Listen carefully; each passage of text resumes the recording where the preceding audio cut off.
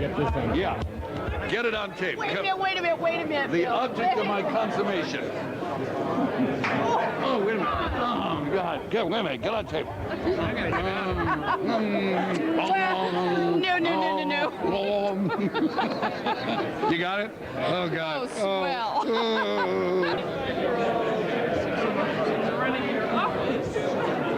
You wanted 5 minutes? It should be easy.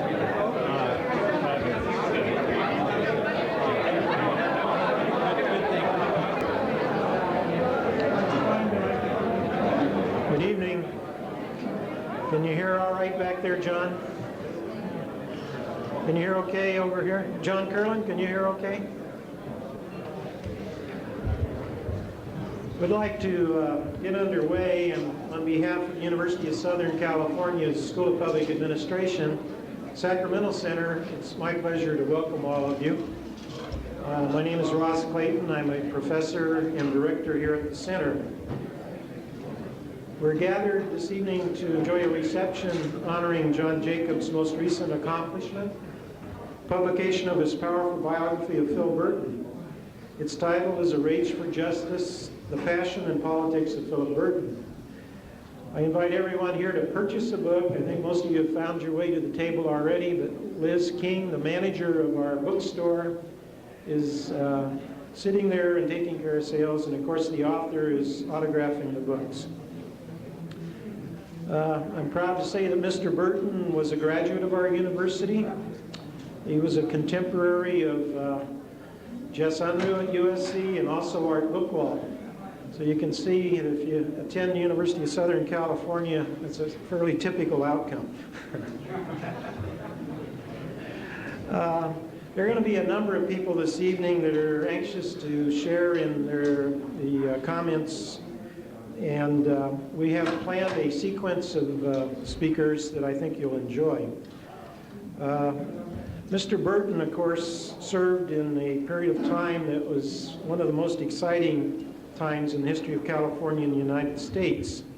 And the Rage for Justice really captures much of that, and I think it's going to be a very exciting book for you to read.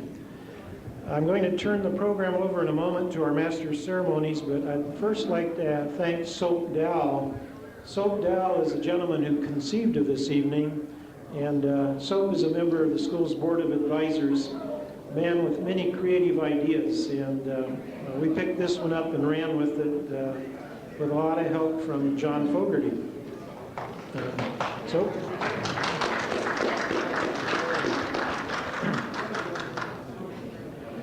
USC has had its campus here in Sacramento for 25 years, and we're in the middle of a fundraising campaign to buy a permanent building, so we see ourselves being here for many, many years to come. For those of you who don't know, we offer a Master of Public Administration, a Master of Health Administration, a Doctor of Public Administration, and beginning this year, we have a new degree, a Master of Planning and Development Studies, which the School of Urban and Regional Planning is putting on. And if any of you are interested in those programs, there are brochures out front. Let me now introduce our Master of Ceremonies, a gentleman who was a contemporary of Phil Burton's and an elected official who also has left his stamp on our history. I'm speaking of Jerome R. Jerry Waldy. Mr. Waldy served in the Assembly as a representative of Contra Costa County from 1959 to 1966. He was the majority leader under Jess Unruh. He was then elected to Congress, where he had a close friendship and working relationship with Phil Burton, and he served with distinction there from 1966 to 1975. Mr. Waldy also ran for California governor and lost in the primary to Jerry Brown, and I still remember his campaign. He and his family walked from San Diego to National City and took his message the length and breadth of the state. So we know that his dedication is great. Thank you very much, Jerry.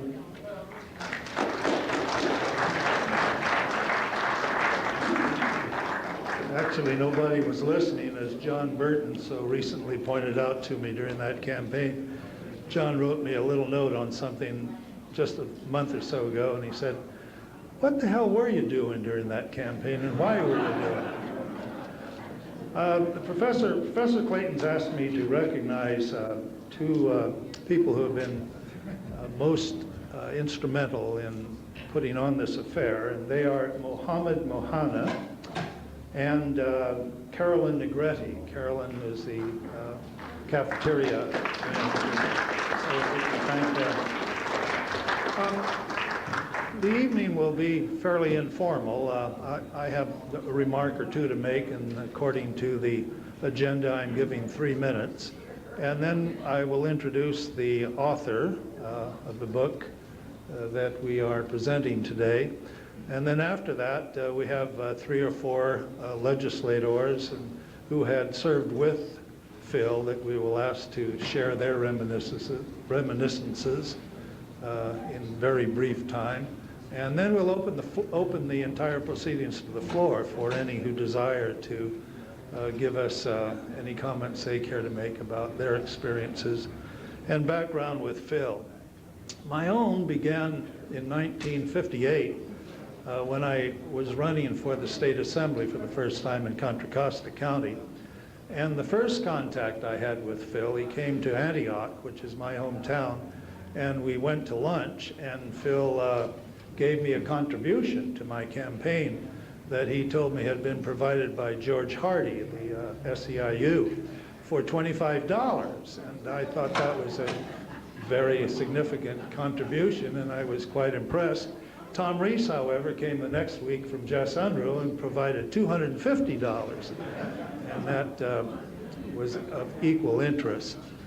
The next contact I had with Phil was after the primary campaign, and Nick Petrus and I and Leo Ryan, all in the Bay Area, had won our respective primaries, and a meeting was called in Oakland. I think maybe Phil called it. Phil's the only one I recall being there, when Phil shared with the 3 of us as potential new members of the Assembly some of his views as to the policies of the state. Some on campaigning, but mostly on policy matters. And they were enlightening and instructive to a new member who was venturing into an arena as to which at least I had no prior experience. In fact, I'd only been to Sacramento once before I was elected, and that was in a visit to my high school class. And so Phil became an important figure in my life as an assemblyman very early. The next thing, though, and probably this was the highlight of my legislative career, almost the highlight in terms of committees, was the Criminal Procedure Committee. I was a liberal. It developed. I wasn't quite sure what I was when I was elected from Antioch, except a Democrat. But there was a new committee created shortly after the 1958 election, and the Democrats took control. And Justice Cole Blease, then the lobbyist for the ACLU, was the instigator of the idea of creating this committee. And the chairman was John O'Connell from San Francisco. Bob Crown was on it. Nick Petrus, Phil, and myself, all Northern Californians, and all of them very ideologically conscious people. And I was just learning what the legislature was about, but I never found a better group of people that I served with. And all the time I was in politics in that committee. We never passed anything, but we weren't designed to pass anything. We were designed to stop everything, and we were very successful at that. And Phil was clearly a leader in that group, and just made extraordinary impressions on me. After that, the other several impressions I had that stand out most in my mind is the joy and the glee that Phil found as he confronted political issues, particularly reapportionment, the most political of all issues. You can't describe the intensity, the passion, and the excitement and the delight he had as he sacrificed Republican after Republican after Republican. I think Bob Monaghan can, Bill Bagley, some of the fellows here can understand that. But it was just a joy to behold watching them, Bob Crown and Phil Burton, and Jess Unruh. One of the few times that Jess and Phil worked very closely hand in hand and worked very successfully hand in hand. But the architect of reapportionment in California was Phil Burton. And the response to reapportionment being democratic power in continuation in California, probably beyond that which we would legitimately, electorally be entitled to, is a landmark and a monument to Phil that is almost indescribable. But there were not all good things either. Phil and I had some difficulties. I recall one time, and the only reason I recall it is because I read it in John's book, and if you read John Jacobs' book, it happened.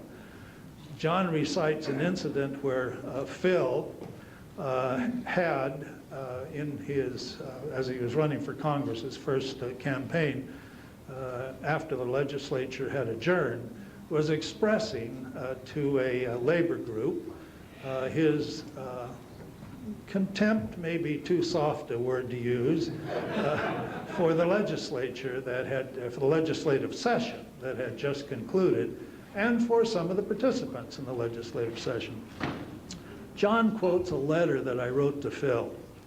I haven't seen the letter, and I have no recollection of it, but I just tell you, John, it's just unlikely I wrote this letter. It starts out, Phil, some of the fellas have brought to my attention your remarks. Well, you know, one, that's unlikely. But then according to John, I said, I would appreciate the opportunity to discuss the matter with you at your earliest convenience. You don't talk that way to Phil, or to anybody hardly. And Phil, if I did talk that way, Phil would have told me in somewhat less than respectful terms what to do. John also quotes, and I'll close with my remarks in this way, he quotes a letter from Phil that was written in his first campaign for the Assembly, a historical campaign where Phil lost to a dead man, as he recites in his biography. But he wrote this campaign letter, and he sent it out fairly widely. It was a campaign solicitation, by the way, for $10. I expect that I will make a good many mistakes in the months and years ahead during the formative years of my political life, but they will be those of judgment, not of the heart. And I think that probably is correct. I think Phil did make mistakes, but most of them that I was aware of were always those of the heart and not of any other matter. It's a nice evening that so many folks that served in those years and in that era can get together. Occasionally we have an opportunity, I think, to honor people that we served with that were outstanding and that represented certainly some of the things that all of us would have liked to have been able to exemplify during our service. And Phil, in his passion and his commitment and his success in providing policy improvement for those most in need of governmental assistance, support, and protection, had few equals. And it's good for us to recall those days. May I now introduce for a few words John Jacobs. John, the author of the book, as most of you know, has been in the political arena as a reporter and observer and chronicler of that arena for a long, long time. The venue within which he has practiced most of his profession has been Washington, D.C., San Francisco, and Sacramento, particularly a venue that had the good fortune to have Phil Burton present during the eras that John recounts in his book. I've read a good part of it. It is one of the best political biographies that I've ever come across. And I certainly wish and hope that it is widely received and widely read. John?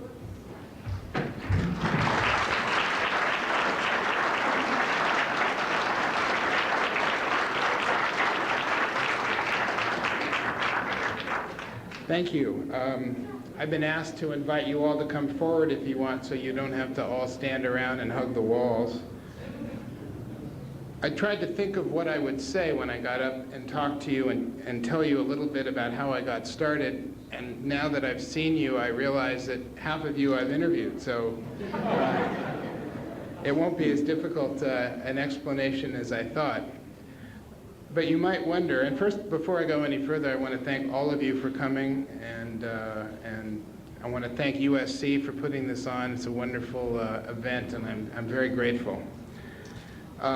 You might ask why Phil Burton and why 7 years of my life. And it's a complicated answer. I'll try to be brief because I know we have a lot of speakers coming. I think part of the answer as to why was because as a reporter covering politics in San Francisco and in California, it was hard not to come up against the legacy of Philip Burton wherever I turned. And as one who covers politics, or as many of you are involved in politics, we inexorably get drawn one way or the other to the exercise of power. Phil Burton, as many of you know, was a master of the exercise of power, and so I thought that that would be an interesting exercise. As I got into my subject, I recognized that while people in San Francisco saw him as a powerful figure, people in California and Sacramento saw him as a powerful figure, most people, aside from maybe 400 or 500 people, didn't fully understand that he was a powerful figure, but he was also a towering, seminal figure, not just in San Francisco politics, not just in California politics, but in American politics. I would argue, and do in this book, one of the seminal figures of post-war American politics. And so then the question became, why didn't people realize this? And then as a reporter, the challenge became, to me, the challenge was to figure out why he was so powerful and why he labored so long in anonymity. That became a lot of the motivating factor for me to try to understand not just that he was an influential person, but how he exercised that power.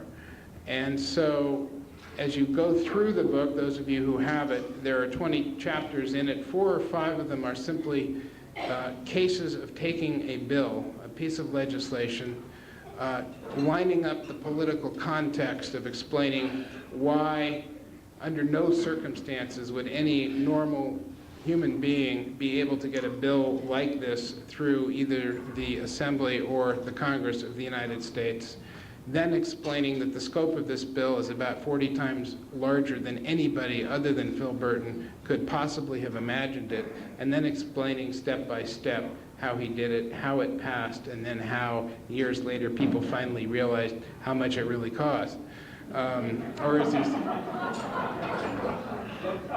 Or as he said to Martha Gorman, his secretary at the time, when he decided to leave the state legislature and go to Washington, and she wanted to know why, he said, I already busted one budget, I need a bigger one to play with. Phil Burton was a political genius, certainly the closest thing to a political genius I've ever seen firsthand. And so as a political reporter, it became, as I said, an ultimate challenge to explicate how that genius manifested itself in some really towering pieces of legislation, whether it had to do with reforming the health and welfare system of California, a black lung bill in Congress when he was still a junior member of that body, and had at most a handful of retired coal miners in his district, how he changed, was responsible for much of the reforms of the House of Representatives in the early 70s, including the relaxation of the seniority system. And then finally, once he lost his dream, which was to become majority leader and then eventually Speaker of the House, he lost, as many of you know, by 1 vote to Jim Wright in 1976.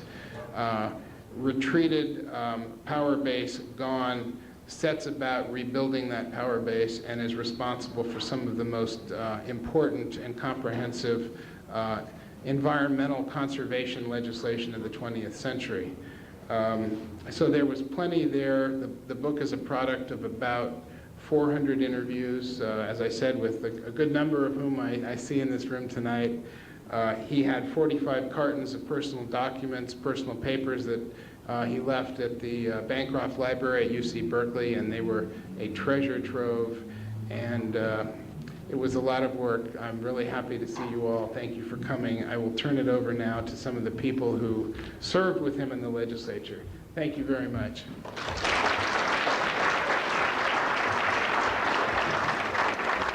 Thanks, John. While the proceedings are continuing, if anyone desires to pick up a book and have John autograph it, please do it. John Burton. John, would you mind coming up? I saw you come in a little bit ago. We held it. There he goes. John.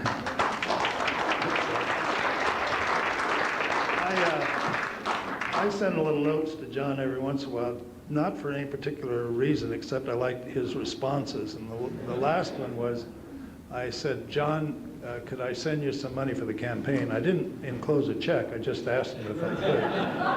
And John wrote back and he said, well, looks pretty good. He said, but you know how things go nowadays. He says, people get beat by nobody, and nobody's run against me, and they'll probably win. John Burton.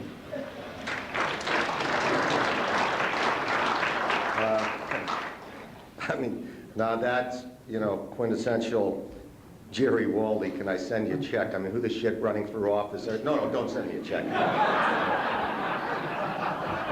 I actually did learn a lot from Jerry. He was the guy that taught me two things: how to speak in favor of a bill and then vote against it, or speak against the bill and vote for it.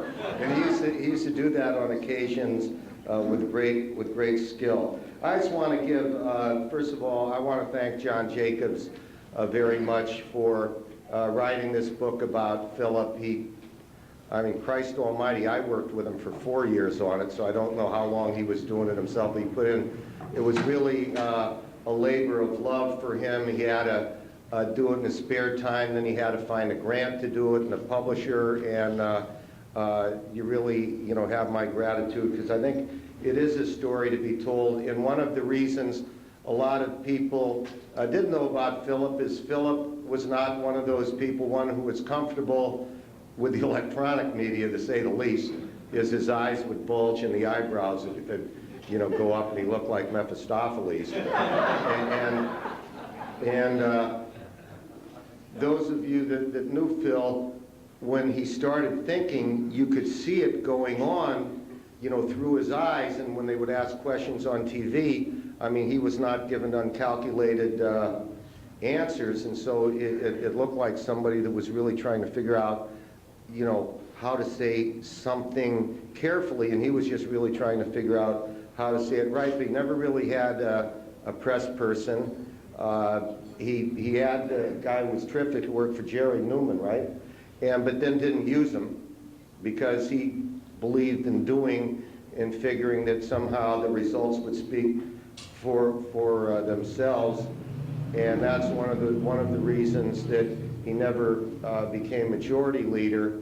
Is he always felt that liberals had to take him on his record so he could treat us like shit, and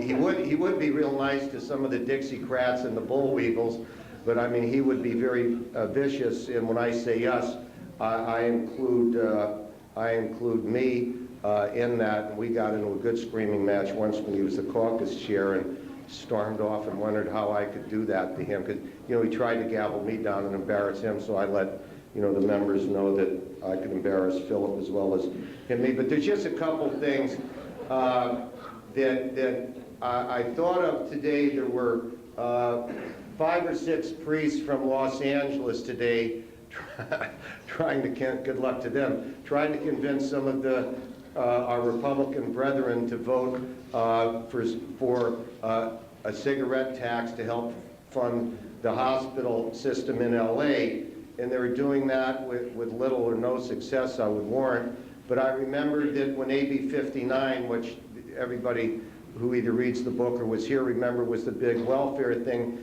and one of the great components of that bill was that it allowed families with children, AFDC families, but at one time the father had to leave the home before the kids wouldn't starve, even if the father was looking for a job, and he said they could be eligible if the father was in the home but unemployed for a job, and he brought in several Catholic monsignors and archbishops and that to work the Senate floor on that bill, and with people like, Hugh Burns and Senator Jack McCarthy and Vern Sturgeon and some of the others, this had great impact, and it helped get the vote for that issue on keeping families together.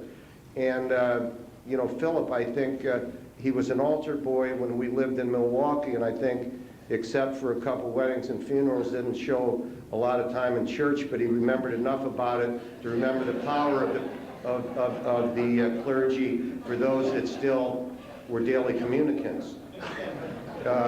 There's talk about a couple things. There's a picture in the book with Philip, and I think he's with Jimmy Carter, and I'm sure that all of the members who served with him on the assembly would remember, where he's got the toilet paper on his face. Right? When he used to come in, after the Graf Spee events of the night before, and Philip wasn't too good of a shaver when he was in a hurry, and he'd come in sometime with a couple pieces of toilet paper, which, that was before septic pencils or whatever you call them, styptic pencils, anyway, to cut the thing, and in septic, whatever. But anyway, the picture in the book, and that'll bring that to mind, especially Joe Gonzalez used to tell me that story, because one time I came charging down the aisle. He said, if my eyes bulged a little bit, and if I would have had a couple pieces of toilet paper, Joe would have thought it was my brother, Phil. Just 2 other things on reapportionment, and one that deals with reapportionment. He came in one day, and Jess used to love this story. And Philip came in, and he just like, Jess, did you see him? Did you see him? Knowing Jess, he thought maybe there were a couple Playgirl bunnies out in the rotunda, right? He says, no, Phil, what? And Phil said, the registration figures, Jesus, they're great. The demo was, I guess, 58, where the demos had a surge of about 800,000, and, unrenew at that time that Philip's life was not truly full. And it just, two reapportionment stories, and Monaghan and Bagley would remember this one. Huey Flournoy came in there talking about the district, and and Huey, well, we're not sure we're going to vote for this, and blah, blah, blah. And he said to Philip, says, what are you going to do to my district? Because Huey was, what doesn't exist anymore, was a moderate Republican in the state assembly. And he had about probably a 54%, maybe 53% Democratic district. It was close like that, which in those days was good enough for a moderate Republican. And Philip says, we're not going to make your district more Democratic. We're going to make it more Republican. And you're going to get your ass whacked out in the primary. And Flournoy said you wouldn't.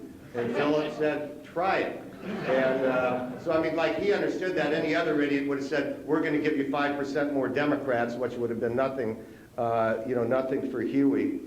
And then Philip not only understood reapportionment in the state of California, but if the Democratic National Committee had been smart, they would have given him that job to do it nationwide. He used to just amaze members from Pennsylvania and Ohio and Massachusetts about what could happen in their districts, and why don't you take this neighborhood from so-and-so and go up Cayuga Boulevard and go down Monongahela, and you can pick up that part. And that just look at him like they couldn't believe it.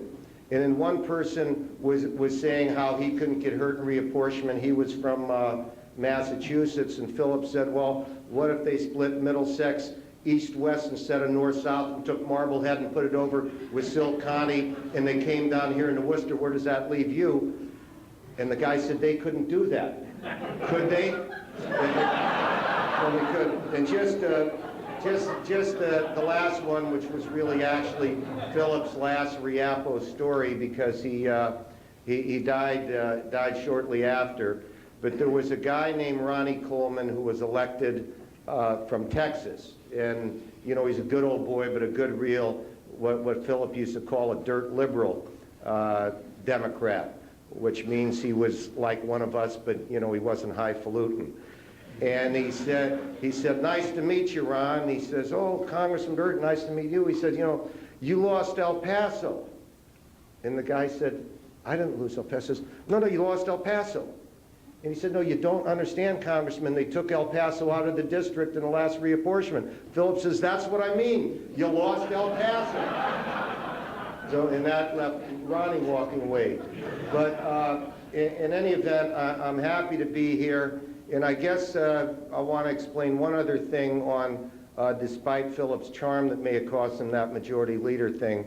It was I was telling this story today, but he had one colleague, Alan Howe, who was a deacon in the Mormon church, was a congressman from Salt Lake City. Was Alan? I think Alan came right after Jerry left in the crowd of 74. Could not have beaten Alan with a stick. He was so popular. And then 2 weeks before the election, he got arrested picking up actually an undercover police person as a street hooker in Salt Lake City. I mean, talk about weird things. Alan lost the election, a Republican came in, there was one vote gone. Another guy, Henry Helstosky, who you did serve with, who was a hell of a terrific liberal, and about 6 months before Henry's election, he ends up getting indicted on some things like Philip was a candidate of corruption, but he wasn't. But got indicted on what was really an immigration sting, and Henry Helstosky was gone. And then there was one other real right-wing Dixiecrat named John Rarick, who was very close to another guy named Otto Passman, and both of them ended up going down the tube. And for some reason, Otto Passman, like Philip, because Philip always, what's the book will tell you, provided votes for cotton and sugar beets and things like this. So it was like very quirk of fate, despite everything, where Phil wasn't the leader, and had he been, I think things would have been somewhat different. But again, I want to thank John for what he's done. Thank those of you that are here, especially many of Philip's former colleagues, because he was a piece of work in every way, and we will never unfortunately see his likes again as a master legislator and a person who just paid such attention to detail that it could drive you nuts. But when it was, last one, swear to God, last one, detail. I'm looking at John Ferran.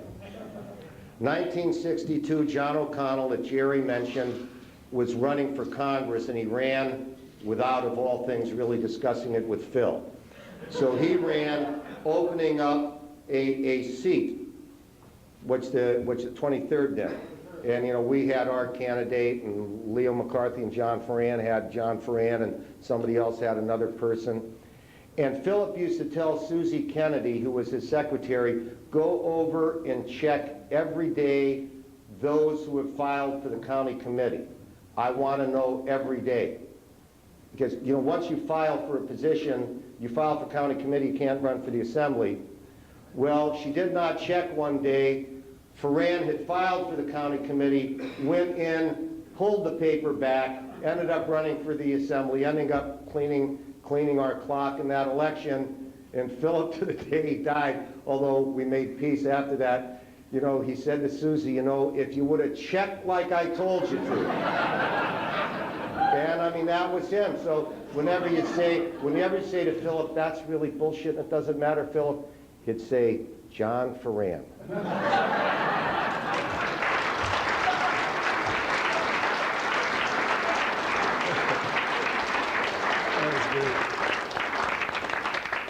There's more than one piece of work in the Burton family. And I'm going to send you a $25 check, John. There is a person in the audience who is literally bleeding to death waiting to get up here to speak, and that's Bill Bagley, who is very much responsible for AB 59. Bill?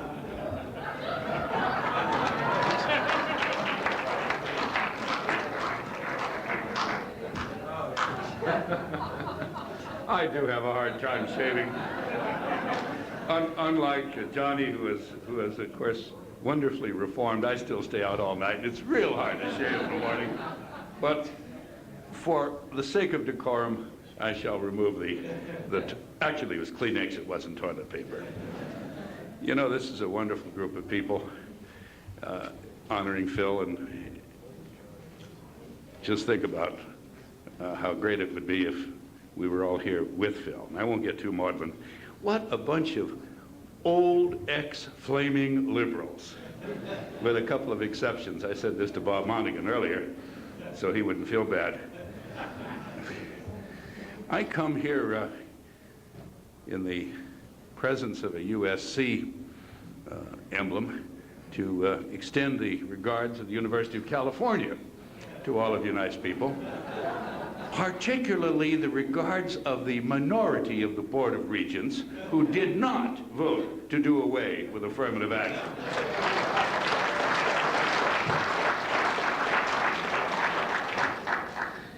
You know, I do have a couple of Burton stories, but again, looking around the room, it's too bad more members of the current legislature aren't here.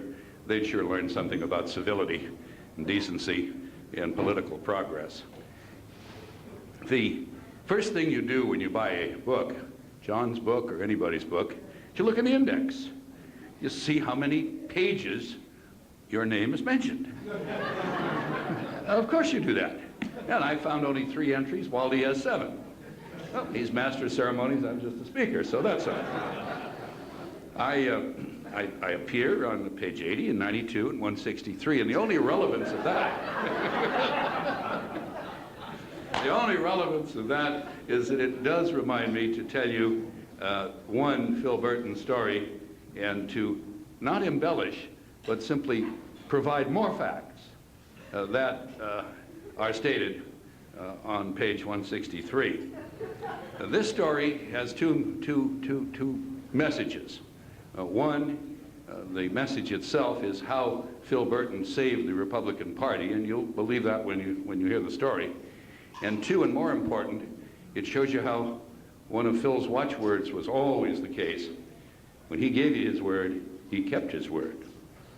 In the early 60s, much like today, unfortunately, with the so-called Christian right, the John Birchers were taking over the Republican Party. We came down at one point to 28 members of Republican Assembly, which meant there were 52 non-Republicans. Districts which at least a half of those were so Democratic that no Republican in their right mind would run for the Assembly. Well, the consequence of that is people not in their right mind ran and were nominated to the Assembly as Republican candidates. We would go to a state convention, and we were outnumbered. We, the incumbents, and half of the incumbents were a little bit strange themselves. Half of the incumbents were sensible and moderate, if you will, but you had these bunch of non-incumbents, most of whom were very far right. We had a convention in the early 60s where on the floor a resolution appeared to quote the 1878 National Republican Platform, which, believe it or not, was send the blacks back to Africa. That was on the floor of a state Republican convention in the early 60s. The only reason it didn't pass is, again, the sane people went to dinner and left the insane, the motivated ones, those that think with their glands, and they were all there passing this resolution. Don Mulford, Alan Pattee, Jack Veneman, Bill Maillard was in the chair, and I called for a quorum. We adjourned the convention, and there was no such resolution. I told Phil Burton that story. Phil Burton went to Tom Bain and had a bill a Democratic Elections Committee bill amended to give the incumbents 8 appointees to the Central Committee instead of the then 4, which of course equated the arithmetic of which I've spoken. That bill passed, and it went down to Pat Brown. And here is something that is not in the book. Pat Brown did not like the Democratic part of that bill. Phil had promised that bill would pass and it would be signed and the Republican Party would be repaired. He had Pat Brown blue pencil veto half a bill. Outrageously unconstitutional, but by God it was in the code. That's my story. That's how Phil Burton saved the Republican Party, because then Ronald Reagan came along and was not as tainted by the far right, by the Birch Society, and of course went on to be governor and then president. So Phil Burton saved the Republican Party, and even more important, Phil Burton kept his word. Thanks, my friends.